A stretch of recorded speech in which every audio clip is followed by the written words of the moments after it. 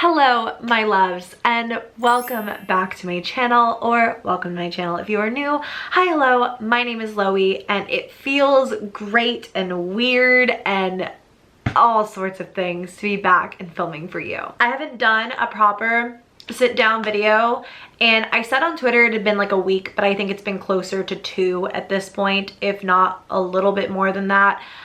I have missed you so much. I hope you guys are doing really well. I feel like that probably sounds really awkward and strange considering I probably saw you like 48 hours ago in a different video, but I feel like I haven't gotten to talk to you guys in so long. How are you? Welcome to my temporary backdrop. This is my guest room in my house in Georgia. I had said briefly in a video I was going to use this like yellow room that I have upstairs as my office. It just isn't big enough, and I'm actually renting office space here in Georgia for just kind of additional space because right now it feels so hard to separate like work from home, if that makes any sense. Like I want to be able to come home and like shut down and go to bed and like, you know what I mean? I want to be able to relax at home and work at work.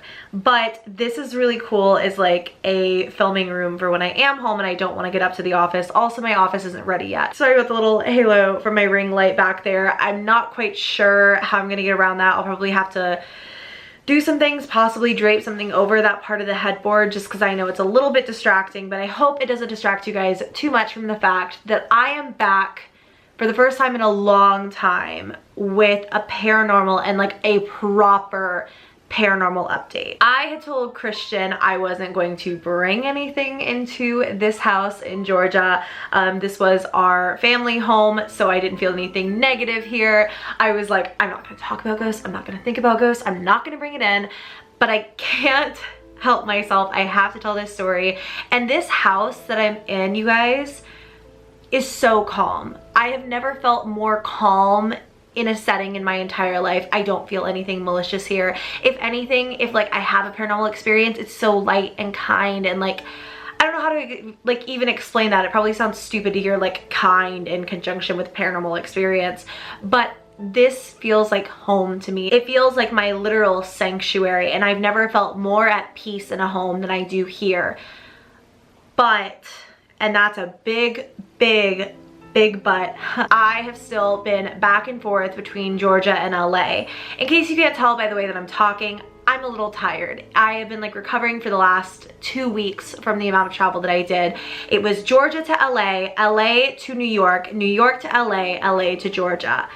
That's a lot, right? So I have just been all over the place, and especially during my time back in my LA apartment, I realized I really want to move out of that apartment. Like I need to find a new Los Angeles apartment, and I'm going to explain in this video why. So every time that I'm at the Los Angeles apartment, I close my brother's room because my brother's room, he doesn't really come to LA anymore. That's not my place to talk about, but he doesn't really have any of his stuff left in his room. He just has his bed there.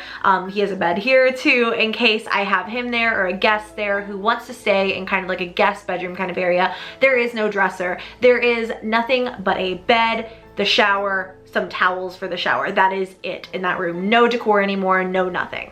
It's like big and it's empty, and every time I'd walk in there I would just feel a little unsettled, and I thought at first like that's because I used to live with my brother here. I felt so safe, so protected, and now he's like not here when I'm here.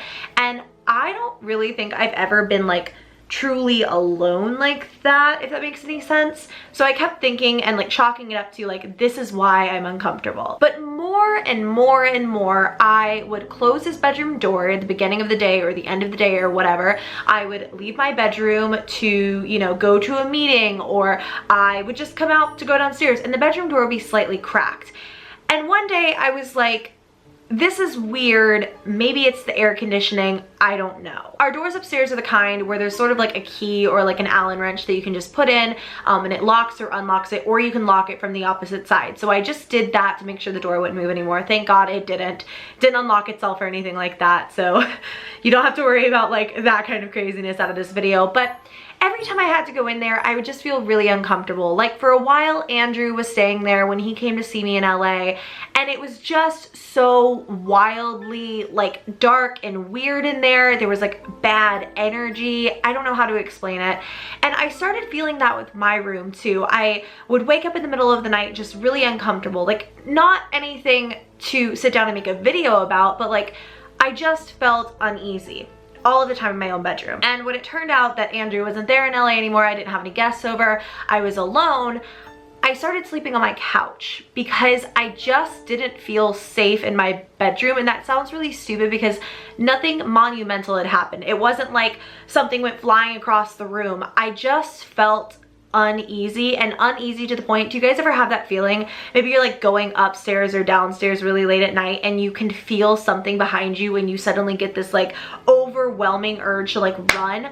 That's what I felt like all of the time upstairs in my apartment. So I started sleeping on the couch, and as I did, I would just hear like stomping sounds upstairs, what would always sound like someone was upstairs, to the point where I would like go upstairs with someone on the phone with me, or I would go upstairs with like a freaking bat in my, I don't have a bat in my house, probably like a large, I'm trying to even think, you know, at one point I think it was actually like a kitchen knife, but what I would do with it when I got somebody, I don't know.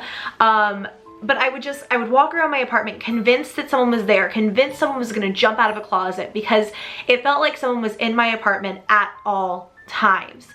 Always like these stomping sounds upstairs, always like these loud cracks, like the building was almost settling, but like it had never happened before. And then one day I'm downstairs sleeping on the couch, and it was just a really, what I would like to call, noisy night. There was a lot of stuff happening. Like the house was just very, or apartment rather, it was just very loud. Like that's the only way I can explain it. There was a lot of stomping, a lot of like knocking on walls, a lot of big cracks, like nothing insane, what I would just call loud. And I wake up on my couch and it is like, I don't like it. See, like I start talking about this stuff and there are noises. Like, did you guys just hear that? I hope you actually heard that. That was like a clicking sound in this room. And I don't have anything to explain it. You guys may have heard the guinea pigs are over here, but there's like nothing back there where that clicking sound just came from. This is why I was like, I'm not gonna talk about this in this house. And now I'm talking about it in this house. Okay, so I wake up on my couch and it's light outside. It's probably like 8 or 9 in the morning and it's light. There is light flooded into my living room, and I have chills, what sounds like the vacuum cleaner being run upstairs. And I can't explain it to you. It's a very distinct sound. I know it wasn't coming from like outside of my apartment, because I know what that sounds like. It sounded like it was above me. It sounded like it was coming from Christian's room specifically. And I was kind of like really freaked out. But I kept thinking, you're exhausted, go back to bed. Like, of course it's like 8 or 9 in the morning, but your girl doesn't like wake up like a normal human being does. My sleep schedule got so skewed when I was in my apartment because I was up until like 2, 3, 4, 5 in the morning because I was so freaked out I couldn't sleep. So I hear what sounds like a vacuum cleaner running upstairs, and I close my eyes and I'm like, go to bed, and I'm still like kind of half awake, if that makes any sense. I'm like, go to bed, go to bed, go to bed. You need to like get a little bit more sleep. You have a meeting at like 1. Just sleep it off. Like nothing is here. Trying to tell myself that. And as I'm like closing my eyes, trying to drift back off, I hear a door open upstairs and I hear footsteps coming down the stairs. And I try to open my eyes, but I can't. It's like I'm frozen still, almost like sleep paralysis, but I knew I had been awake a second before. I hear my doggy gate, which is still installed in my apartment for no other reason other than it's just installed there, open and close. And I hear someone walk over to me. And I wake up and obviously no one's there. But it's like, I was like frozen for a minute, and I really truly believe that I was awake, but maybe I wasn't. Who's to say in that kind of situation? Sleep paralysis is a thing. That may have been what I was experiencing. But it was bizarre. And again, I'm hearing sounds in this room and I don't like it. So that had happened, and this was right before New York Fashion Week, and I cannot begin to tell you how excited I was to leave Los Angeles to go to New York Fashion Week. So I go to New York and I'm in an Airbnb that I had originally planned on doing like a tour of. I don't think that my New York vlogs have even started to go up. But my New York apartment was really nice. It was just a little studio. It was really comfortable, really cozy, really freaking cute, like right in like Manhattan, perfect for what I wanted. Like close to all of my shows. It was perfect and it felt very like zen. This was someone's apartment and it felt very calm all of the time. Until Haley called me. Originally she had voice mode me, then she FaceTimed me. We wound up FaceTiming for a while. And she's telling me about this dream. She did a video on it. It's about like seeing dear David in like, it seemed like a dream, but it didn't seem like a dream. It was really this like weird thing. And as she's telling me this, I start to feel really uneasy and I'm like, crap, I really wish we hadn't talked about this in this apartment. Like everything seemed so calm, but it's not haunted. Like why would it be haunted now? You know what I mean? Really nice, calm place. And I start to have the worst string of luck over the course of the next few days in this apartment, to the point where I have to leave the apartment and book a hotel in a different part of New York. The first thing that happened is the apartment wouldn't cool down. I was going to Fashion Week every single day, and when I was in the apartment, it would be so hot. I would leave for a few hours, come back, and it would be like ice cold. And I would be in the apartment for a while, and it would be like hot again, and I would leave and come back. It was really like, and that sounds like normal, like maybe touch the AC. But the problem is that this place, you couldn't turn off the heat without turning off a valve, and so I didn't do that. I just left all the windows open, but it was like really rainy in New York, so all the humidity was getting in, but none of the cool air. So I was going to Fashion Week every single day, like coated in sweat, like my hair was falling because it was so humid. That's not necessarily paranormal. It was just weird how I would be so like blazing hot, like uncomfortably warm every single day while I was trying to get ready. And then I would leave for like 20 minutes and come back and the place would be ice cold. And I hadn't changed a thing. Like hadn't opened new windows, hadn't closed new windows, like whatever. Weird. But then it would be like the elevators were hand run. So you had to press the button and then someone had to like basically get into an elevator, come upstairs, get you, then take you where you wanted to go in this building. It's like really old, and apparently that's kind of common in New York. So I would call the elevator and no one would come, and I'd wait a minute, I would call again, no one would come, I'd call again, no one would come, to this point where I was like going down 15 flights of stairs, like 15 flights of stairs to get into my Uber. And I would get downstairs and the doorman would like basically be right at the elevator, and he would look at me and be like, why did you take the stairs? And I'd say, well, I called the elevator but no one came. And he'd say, but I didn't see the button pressed for like the 15th floor, like I don't get it. That happened repeatedly, where I would press the button and it wouldn't call the elevator. And you might just think it's like a broken button, but when anybody else would do it, it would be totally fine. And I wasn't like pushing the wrong button, it just wasn't working. And then the next thing that happened was, well, I guess just kind of a string of things. Like I was dropping things I would never ever normally drop. Like I dropped an entire pizza on the floor of this apartment that like I had to, you know, pay to get like cleaned after that. I ruined one of the Airbnb's towels because I spilled a smoothie in the kitchen and had to clean it up.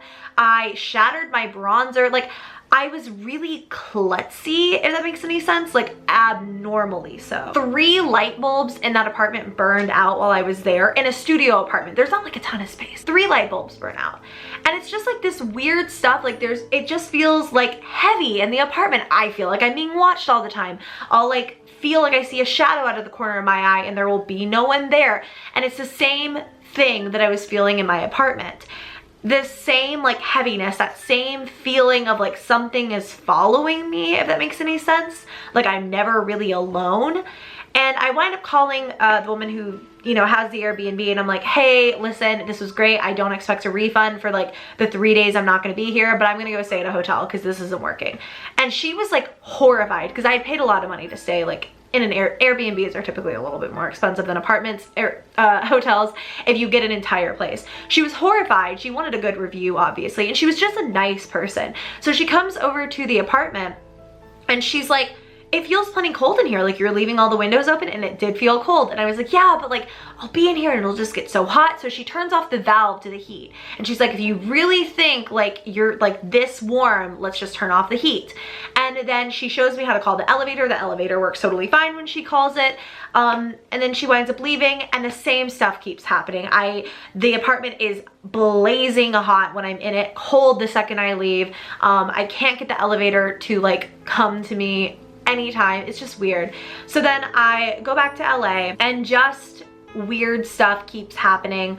But I gotta be really honest and say there's not like a huge story to conclude this on. I've just been seeing shadows out of the corner of my eye absolutely everywhere. I feel uneasy at all points in time. My apartment is making so much noise, and so much noise it's never really made before. And I just feel so uncomfortable in it. And so actually, weirdly, my lease is up faster than I thought. I thought I had signed a 13-month lease. I had only signed a 12. So I went to my landlords, and I was basically like, do you have something like because I enjoy my building. There's some problems with it, but I enjoy my building. I enjoy my landlords. And I was like, do you have something smaller, but also like across the building that I could move to? And so I've looked at some other options, and I'm actually getting an apartment with a loft, where hopefully I'll be living with one of my best friends when I do live in LA, coming up in the future. So I'm pretty excited about that, but I just wanted to like update this super duper freaking weird stuff, you guys. I don't really know what to think about any of it. Those are just my recent paranormal experiences, and you guys have been asking for more personal paranormal stories. I still have some that are older, but you know, I've always wondered if I would write like a tell-all book about all of my paranormal experiences in my older houses, and then I wonder, should I keep them for that, or should I just spill all the beans here on my channel? So I'm not running out of paranormal stories, and very clearly I still have things happen to me even when I try not to provoke anything. So who knows? I will say I've had a lot of really nice like spiritual experiences recently. Like a lot of ever since I started like opening myself up more to the fact that, like, I don't know, I think I told you guys about the experience I had with Haley and like my dad and everything like that. Ever since then, I feel like my dad has been around more. I feel like other family members that or like people in my life I can't very clearly identify have been around more.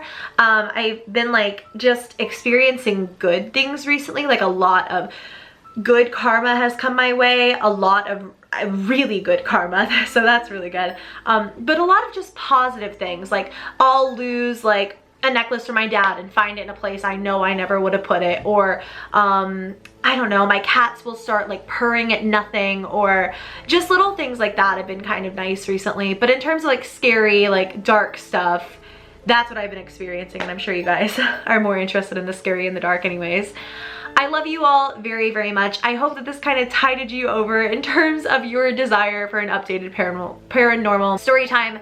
I felt like it would be a good like comeback video, if that makes sense, because very clearly I'm a little bit rusty with filming and a little like tired and run down, but it feels really nice to be back with you guys. And before anyone's like, just take a break, like you're working too hard or anything like that, because you guys are the best. No one's ever like, you don't put out enough videos. Everyone's always like, just chill, like calm down, everything's cool, like we'll be here when you're done, like finding yourself or whatever. But I have to tell you, being here filming for you guys, like talking to you guys, that is my happy place. That is where I feel the most confident, comfortable, everything. So I really love being here and being able to chat with you all. But yeah, I think that's gonna be it for this video. I have some other things. I'm going to film some other personal stories coming up.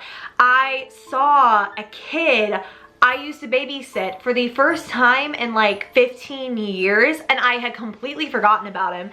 And I'll tell you guys all of that in a different video, because he had reminded me of some stuff I think I honestly kind of blocked out.